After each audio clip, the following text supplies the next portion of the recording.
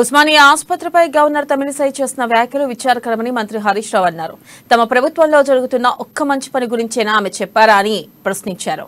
ఉస్మానియా ఆసుపత్రి కొత్త భవనం కట్టాలని 2015లోనే సీఎం కేసీఆర్ నిర్ణయం తీసుకున్నారని, కానీ దీనిపై కొందరు కోర్టుకు వెళ్లారని, ఆ విషయం ప్రస్తుతం న్యాయస్థానం పరిధిలో ఉందని హరీష్ రావు గుర్తు చేశారు.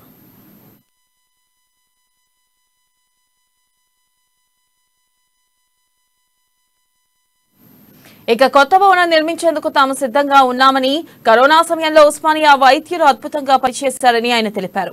గవర్నర్ కు వైద్య రంగంలో జరుగుతున్న అభివృద్ధి కనిపించడం లేదా? వైద్య రంగంలో జరుగుతున్న అభివృద్ధిపై ఆమె ఒక్కసారి కూడా మాట్లాడలేదని ఫైర్ అయ్యారు. వైద్య రంగంలో కేంద్రం నుంచి ఎన్నో అవార్డులు అందుకుని బీఆర్ఎస్ పాలనలో చెడు మాత్రమే గవర్నర్ చూస్తారా, చెడుపై మాత్రమే ఆమె మాట్లాడతారా అని మంత్రి సూటిగా అడిగారు.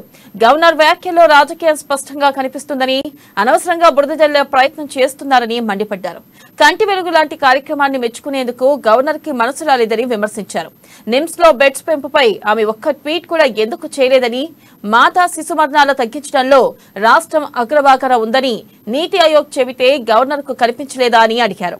ఇక ప్రభుత్వం చేసే మంచి మాకు కనబడదు, వినబడదు అనే రీతిలో తమిళిసై వ్యవహార శైలి ఉందని హరీష్ రావు ఎద్దేవా చేశారు. ఇక రాజ్యాంగబద్ధ పదవిలో ఉన్న గవర్నర్ బీజేపీ అధికార ప్రతినిధులా మాట్లాడడం దురదృష్టకరమని హరీష్ రావు అన్నారు.